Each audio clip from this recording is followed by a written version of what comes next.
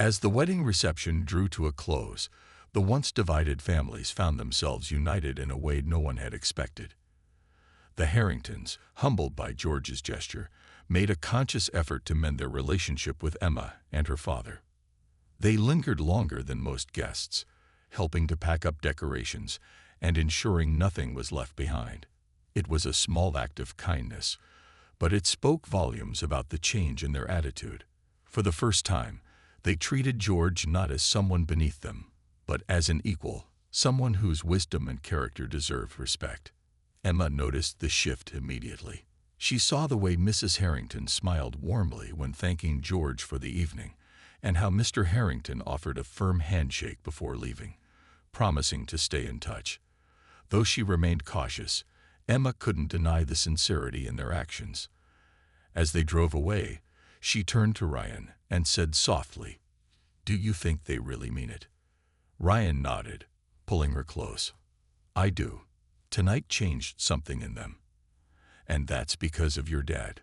George, meanwhile, slipped away quietly after saying his goodbyes. He returned home exhausted but content. The weight of months of tension finally lifted.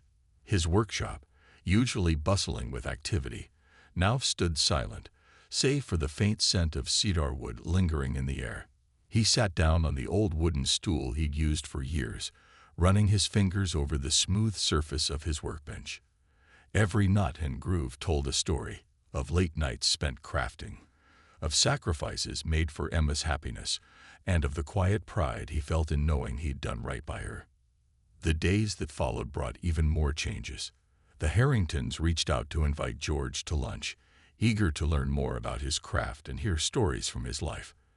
At first, George was hesitant, unsure if their newfound friendliness would last.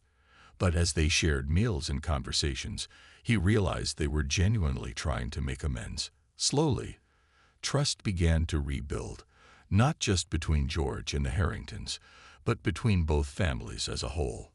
For Emma and Ryan, this unity proved invaluable as they started their married life together. With both sets of parents supporting them, they felt stronger and more prepared to face whatever challenges lay ahead. Their new home became a place where everyone gathered, whether it was for Sunday dinners or casual coffee mornings. The Hope chest George had gifted them took center stage in their living room, its contents growing richer with each passing month. Photographs from trips, trinkets from celebrations, and notes written during quiet moments of reflection. One evening, several weeks after the wedding, Emma visited her father at his workshop. She found him tinkering with a new project, a rocking chair for the nursery, anticipating the possibility of grandchildren someday. Smiling, she hugged him tightly.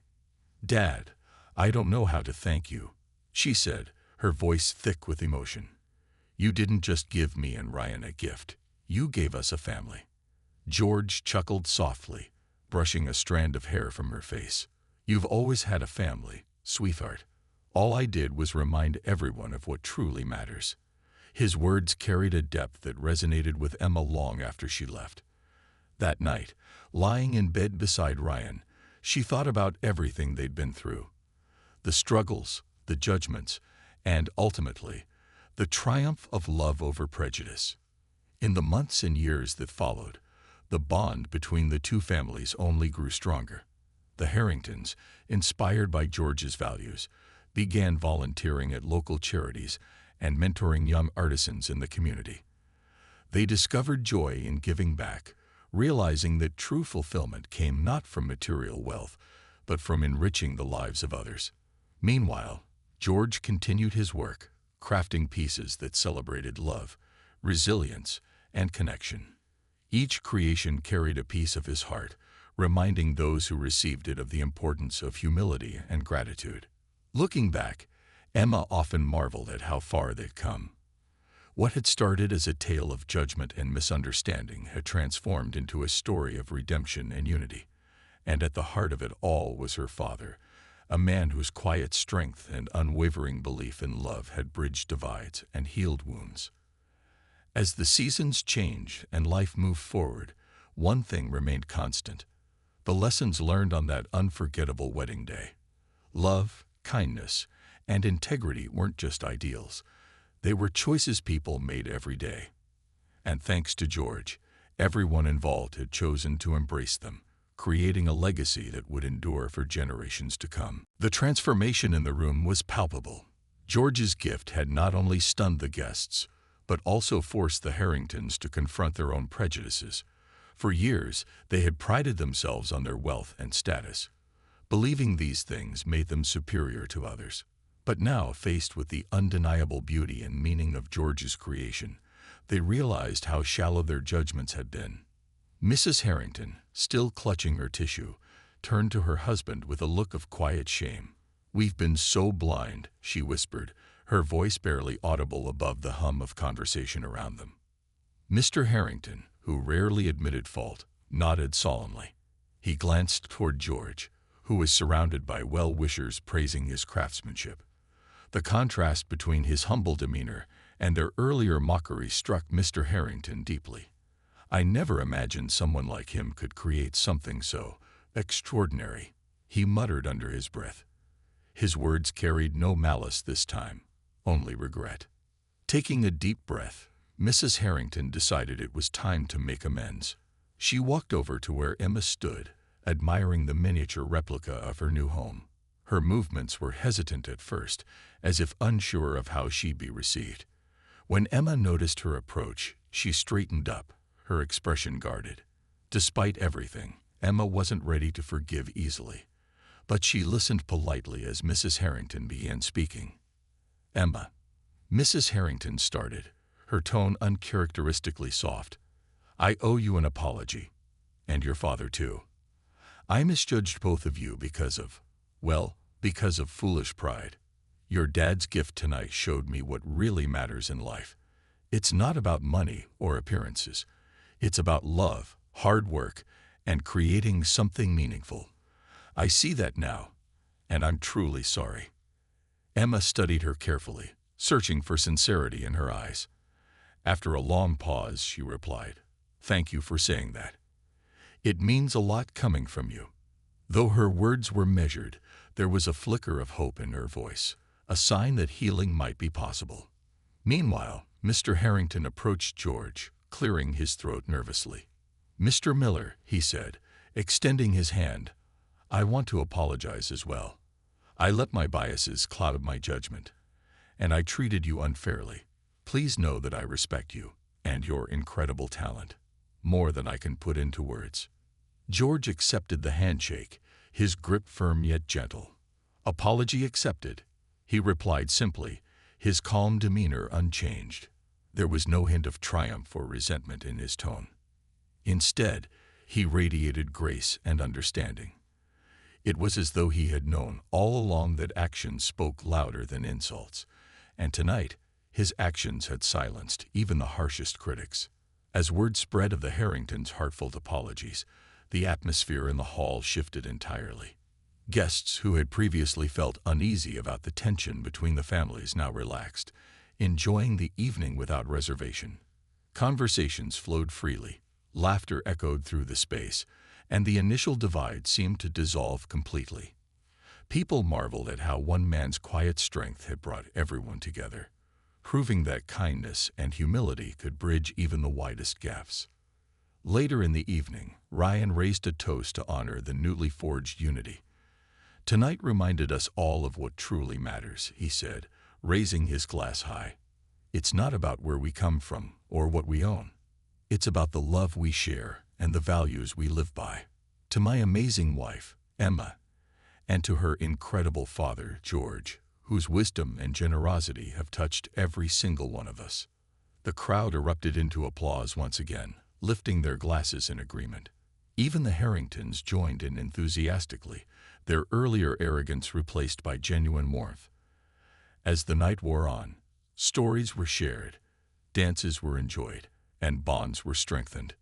The wedding reception, which had begun with whispers of judgment, ended with cheers of admiration and newfound respect. For George, the evening was bittersweet. While he felt immense pride in seeing Emma so happy, he also knew that this moment marked the beginning of a new chapter, one where she would build her own life with Ryan. Yet, as he watched her laugh and dance with her friends, surrounded by people who truly cared for her, he felt a profound sense of peace. His gift hadn't just silenced the Harringtons. It had opened hearts and reminded everyone present of the power of authenticity and love. And so, as the clock struck midnight and the festivities drew to a close, the Harringtons approached George one last time. "Thank you for showing us the error of our ways," Mrs. Harrington said sincerely. "You've given us a gift too, a lesson we'll carry with us forever." With that, they bid him good night, leaving George standing alone beneath the twinkling lights, a small smile playing on his lips. As the wooden chest was placed center stage, all eyes were glued to it. The intricate carvings seemed to shimmer under the soft lighting, each detail telling a story of patience, skill, and devotion. George carefully opened the lid, revealing the treasures inside. One by one, he explained the significance of each piece, his voice steady yet filled with emotion. "This photo frame," he said, holding up the delicate creation adorned with tiny leaves, "is for your wedding picture. It's meant to hold memories that will only grow more precious with time." He handed it gently to Emma, who accepted it with trembling hands, her eyes glistening with unshed tears. Next, he pulled out the jewelry box, its surface polished to perfection and embellished with swirling patterns. "This is for the keepsakes you'll collect over the years, tokens of love and milestones you'll celebrate together." The audience watched in awe as George continued unveiling the items. There was a small, intricately carved birdhouse, a playful nod to building a home filled with warmth and laughter. Then came the miniature replica of the couple's new cottage, complete with tiny windows and a door that actually opened. "I wanted to remind you both that no matter how big or small your house may be, what truly matters is the love inside it," George explained, his words drawing murmurs of admiration from the crowd. But the piece de resistance was yet to come. Nestled at the bottom of the chest was a hand-carved cedarwood plaque engraved with a heartfelt message. Asterisk "Love grows where kindness lives." Asterisk. The phrase resonated deeply, not just with Emma and Ryan, but with everyone present. It encapsulated everything George had worked so hard to teach his daughter throughout her life: the importance of compassion, humility, and unwavering dedication. As George spoke about the meaning behind each item, the room fell silent except for the occasional gasp or sigh. Even those who hadn't known him well couldn't help but feel moved by the sheer artistry and thoughtfulness of his gift. The Harringtons, seated stiffly in the front row, looked visibly shaken. Mrs. Harrington dabbed at her eyes with a tissue, while Mr. Harrington shifted uncomfortably in his seat, avoiding eye contact with anyone around him. Emma stepped forward, unable to contain her emotions any longer. She hugged her father tightly, whispering, "Thank you, Dad. This is the most beautiful thing anyone has ever done for me." Ryan joined them, shaking George's hand before pulling him into an embrace. "Sir, I promise we'll treasure this forever," he said earnestly, his respect for George shining through. The guests erupted into applause once again, this time louder and more heartfelt than before. People stood up, clapping and cheering, some even wiping away tears.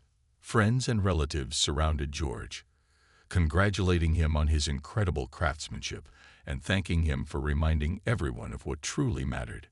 Someone called out, "That's not just a gift, it's a masterpiece." Another added, "You've got talent, Mr. Miller. You should charge millions for work like this." Despite the attention, George remained humble. "It wasn't about money or showing off," he replied simply. "It was about giving my daughter something she could cherish for a lifetime. If it inspires others to value kindness over wealth, then I'm happy." Even the Harringtons couldn't stay silent anymore. Mrs. Harrington approached George hesitantly, her usual air of superiority replaced by genuine contrition. "Mr. Miller," she began, her voice trembling slightly, I don't know what to say. Your gift, it's extraordinary. We were wrong about you, about everything." Her admission hung in the air, heavy with regret, but also sincerity. George nodded slowly, accepting her apology without gloating. "Thank you," he said softly. "All I ever wanted was for Emma to be happy. And now, seeing how much everyone appreciates this gift, I think we've all learned something valuable tonight." The moment marked a turning point, not just for the Harringtons, but for everyone in attendance. What had started as a day fraught with tension and judgment had transformed into a celebration of love, humility, and the power of true character. And as the evening carried on, it became clear that George's gift had left an indelible mark on everyone's hearts. As the reception unfolded, the air buzzed with laughter, clinking glasses, and the sweet melodies of a live band playing soft tunes in the background. The newlyweds, Emma and Ryan, glowed with happiness as they mingled with their guests, sharing hugs, handshakes, and heartfelt conversations. Yet beneath the surface, an undercurrent of tension lingered. Everyone knew that the speeches were coming, and with them, the possibility of awkwardness or even conflict. Tradition dictated that both sets of parents would speak during the reception, offering words of wisdom, congratulations, and well wishes for the couple's future. Mr. Harrington, ever eager to assert his prominence, insisted on going first. He stood up confidently, smoothing his tailored suit before stepping onto the small stage at the front of the hall. Holding a glass of champagne aloft, he cleared his throat and began his toast. "Ladies and gentlemen," he started, his voice booming across the room, "today marks a joyous occasion, the joining of two families." For a moment, it seemed as though he might surprise everyone with genuine warmth. But then his tone shifted slightly, taking on a condescending edge. "We may come from different worlds, but love has brought us together. And while some might say challenges lie ahead, I believe that with determination, and perhaps a bit of guidance, we can all rise above our circumstances." The thinly veiled jab was impossible to miss. Though no names were mentioned, it was clear who some referred to. Guests exchanged uncomfortable glances, unsure whether to applaud politely or remain silent.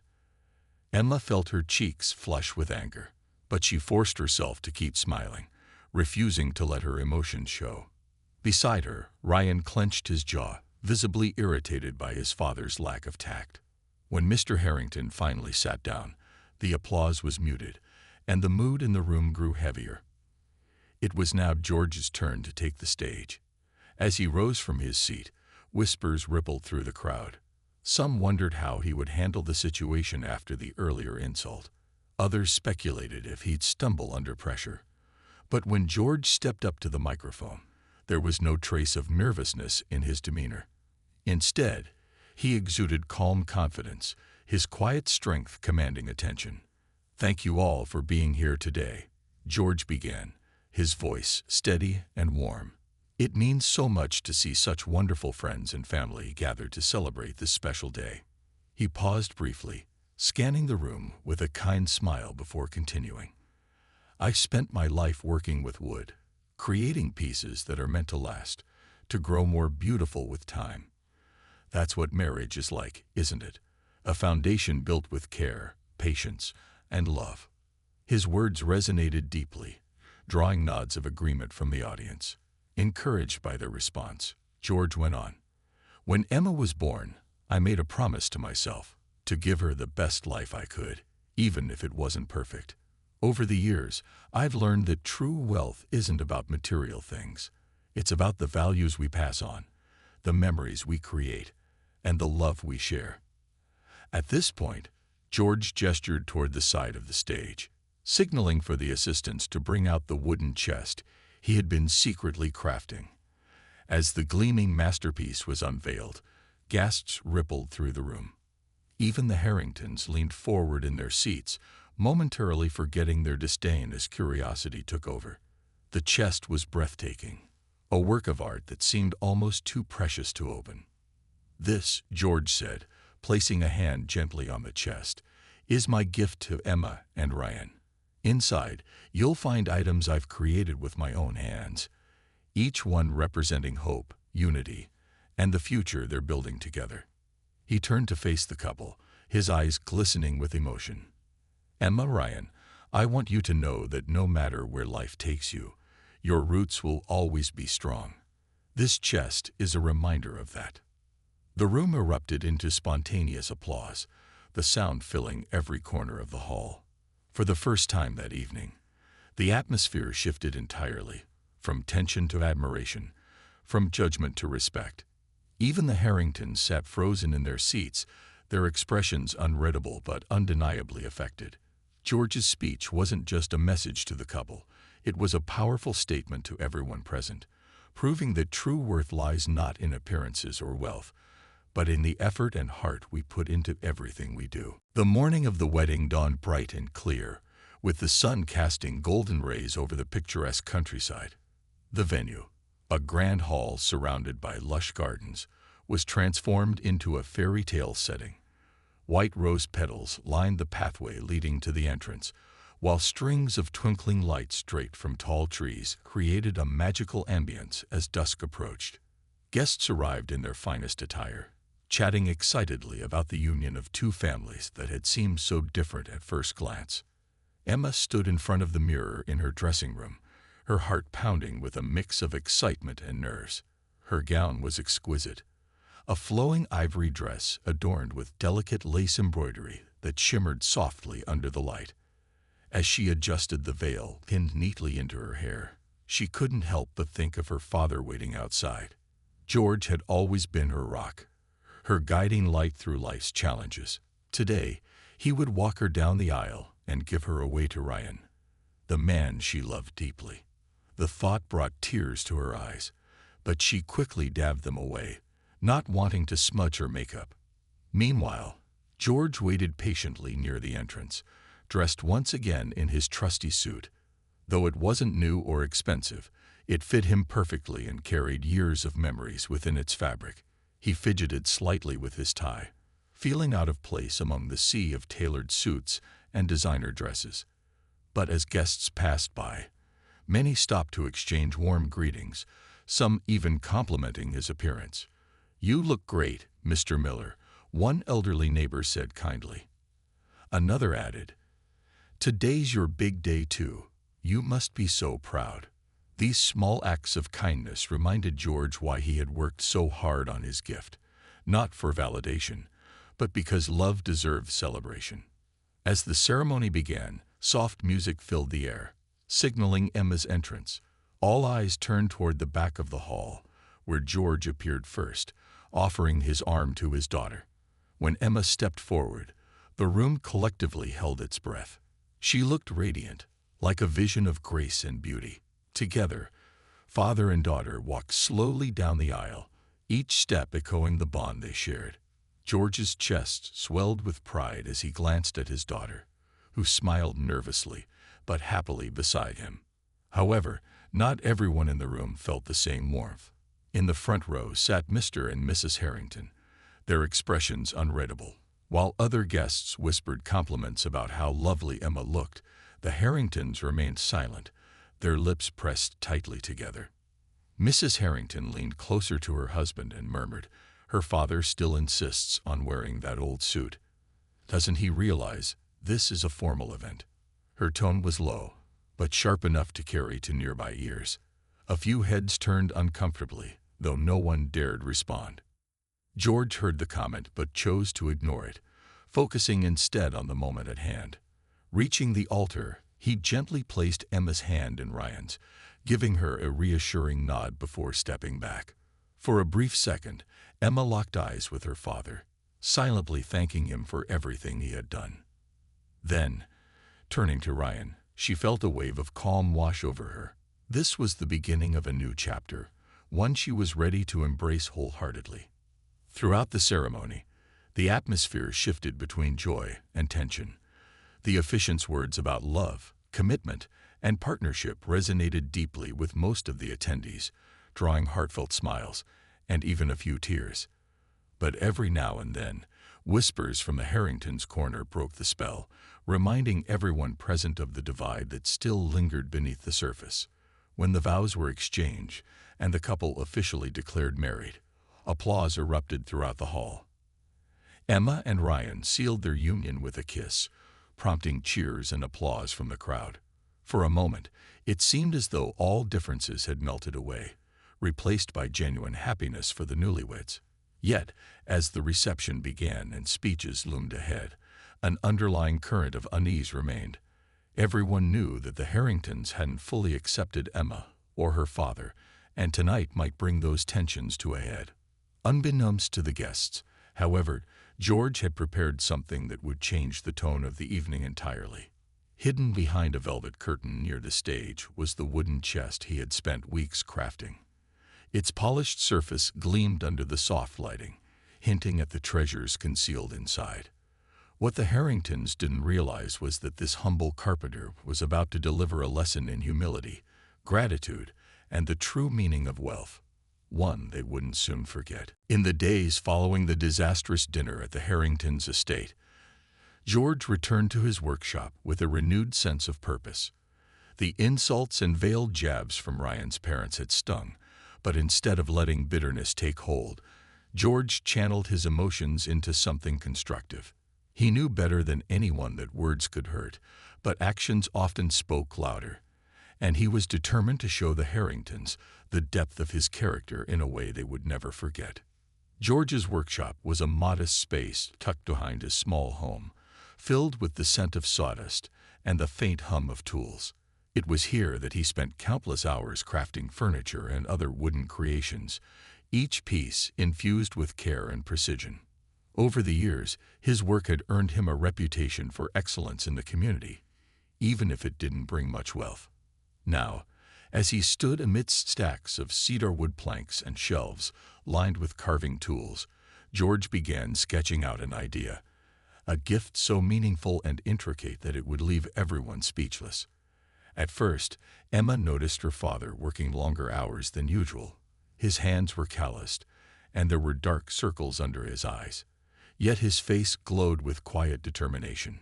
Curious, she asked him what he was up to one evening when she stopped by the workshop to bring him dinner. "Just putting together something special for you and Ryan," he replied with a warm smile. When Emma pressed him for details, George simply chuckled and said, "You'll see soon enough." What Emma didn't realize was that George wasn't just making the single item. He was creating an entire collection. Every day after finishing his regular carpentry jobs, he devoted himself to this secret project. He started with a large wooden chest, its design inspired by the Hope chests he'd crafted for other brides over the years. This one, however, was unlike anything he'd ever made before. Each side featured hand-carved motifs, delicate vines intertwined with flowers, symbolizing growth and love. The lid bore an intricate engraving of two birds flying side by side, representing unity and partnership. But the chest was only the beginning. Inside, George planned to include several smaller items, each carrying its own significance. There was a photo frame designed to hold the couple's wedding picture, its edges adorned with tiny leaves carved meticulously by hand. A jewelry box followed, complete with a hidden compartment where Emma could store her most cherished keepsakes. Then came a miniature replica of the cozy cottage Ryan and Emma would move into after the wedding, a playful nod to their new life together. Every piece was crafted with painstaking detail, reflecting George's decades of experience and his deep affection for his daughter. As the days turned into weeks, George poured not just his skill, but also his heart into the project. Late at night, when the world outside grew still, he worked by the soft glow of a lamp, shaping and sanding each piece until it was flawless. Sometimes, memories of raising Emma alone would surface. The late nights fixing her toys, the early mornings packing her lunch for school, the pride he felt watching her grow into the remarkable woman she had become. These thoughts fueled his creativity, reminding him why this gift mattered so much. Though George kept his work hidden from everyone, including Emma, rumors began to spread among their neighbors. People passing by his workshop couldn't help but notice the extra effort he seemed to be putting into something big. One afternoon, Mrs. Carter, a close family friend, stopped by to drop off some homemade cookies. Peering through the half-open door of the workshop, she caught a glimpse of the unfinished chest and gasped. "George, is that for the wedding?" she asked, her eyes wide with admiration. He nodded modestly, asking her to keep it a secret. "It's going to be something truly special," he said, his voice tinged with excitement. Despite the long hours and physical toll of the work, George felt a profound sense of fulfillment. This wasn't just about proving the Harringtons wrong. It was about celebrating Emma and Ryan's future in a way that honored their journey. He imagined the look on Emma's face when she opened the chest for the first time, seeing the love and effort woven into every detail. And perhaps, just perhaps, the Harringtons might finally understand that true value wasn't measured in bank accounts or designer clothes. It was found in the things we create with our hands and hearts. With the wedding date fast approaching, George worked tirelessly to put the finishing touches on his masterpiece. Though fatigue tugged at him, he refused to slow down. This gift wasn't just wood and carvings. It was a testament to resilience, love, and the unshakable bond between a father and his daughter. As the wedding preparations picked up pace, tensions between the two families grew thicker with each passing day. The Harringtons, despite their initial reluctance to accept Emma, had reluctantly agreed to participate in the planning process. However, their disapproval of George and his humble lifestyle became more apparent with every interaction. They made no effort to hide their disdain, often exchanging pointed glances or whispering behind cupped hands when George was within earshot. It was as if they viewed him not as a father preparing to give away his only daughter, but as an unwelcome intruder in their world of wealth and privilege. One evening, the Harringtons hosted a formal dinner at their sprawling estate to finalize some of the wedding details. The house was immaculately decorated. Crystal chandeliers sparkled above the dining table, which was set with fine china and silverware polished to a mirror-like shine. Emma arrived with her father, feeling out of place amidst such opulence. George, ever the gentleman, wore his best suit again, though it was clear that it had seen better days. Still, he carried himself with quiet dignity, refusing to let the grandeur intimidate him. From the moment they stepped inside, the Harringtons' condescension was palpable. Mr. Harrington barely acknowledged George's presence, while Mrs. Harrington greeted him with a stiff nod and a tight-lipped smile. As the guests settled into their seats, the conversation quickly turned awkward. Over hors d'oeuvres, Mrs. Harrington leaned forward, her voice dripping with false sweetness, and remarked how quaint it must have been for Emma to grow up in such a simple environment. She emphasized the word simple as though it carried a double meaning, one that everyone at the table understood all too well. George didn't flinch. Instead, he responded with polite humor, saying, "Yes, life has its challenges, but we always found joy in the little things." His calm demeanor seemed to irritate Mrs. Harrington further.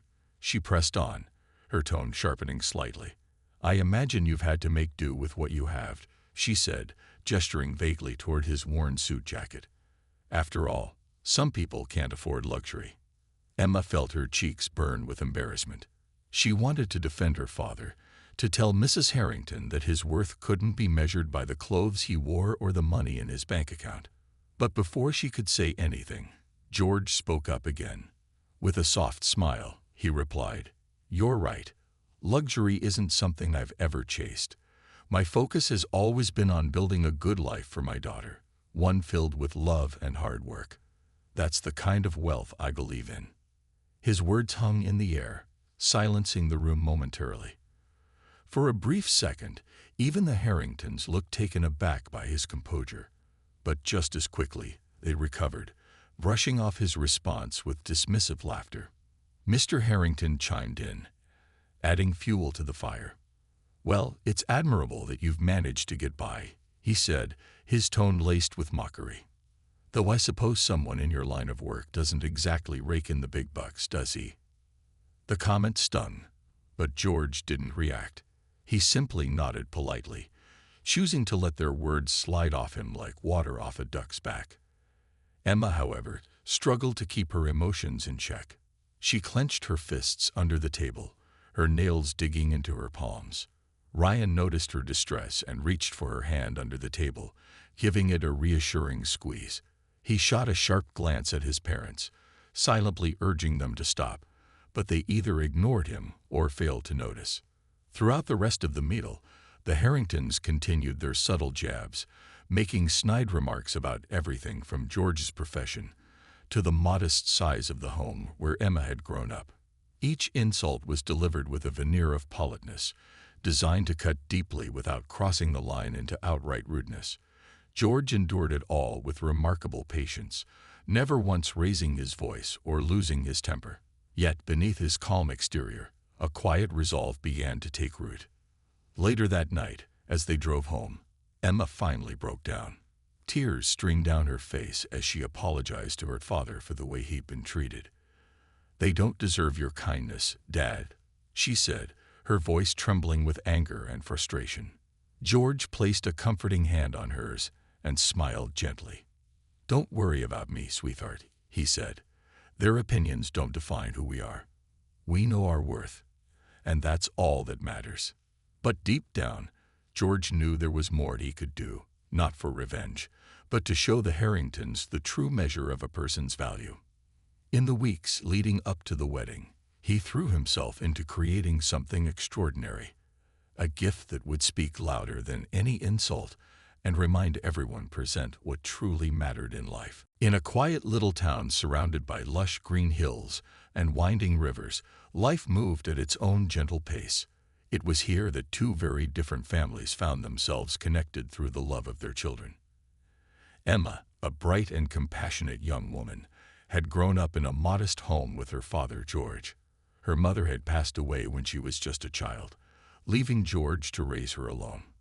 Despite their struggles, George poured all his love and energy into giving Emma the best life he could. He worked long hours as a carpenter, crafting furniture with care and precision, while teaching Emma the importance of kindness, hard work, and resilience. On the other side of town lived Ryan Harrington, the charming son of one of the wealthiest families in the area. The Harringtons were known for their lavish parties, expensive cars, and high social standing. They moved in circles where money and status mattered more than anything else. When Ryan announced that he was dating Emma, his parents weren't exactly thrilled. To them, Emma's humble background seemed like an obstacle they couldn't ignore. But Ryan saw something special in Emma: her warmth, determination, and ability to make anyone feel valued. For him, those qualities outweighed any material differences between their families. As the couple's relationship deepened, talk of marriage began to surface. At first, the Harringtons tried to dissuade Ryan, suggesting he consider someone more suitable. But Ryan stood firm, insisting that Emma was the person he wanted to spend his life with. Reluctantly, the Harringtons agreed to meet Emma and her father, hoping this would be their chance to subtly discourage the union. The first meeting between the two families took place at a local cafe. Emma dressed in her finest clothes, nervous but determined to make a good impression.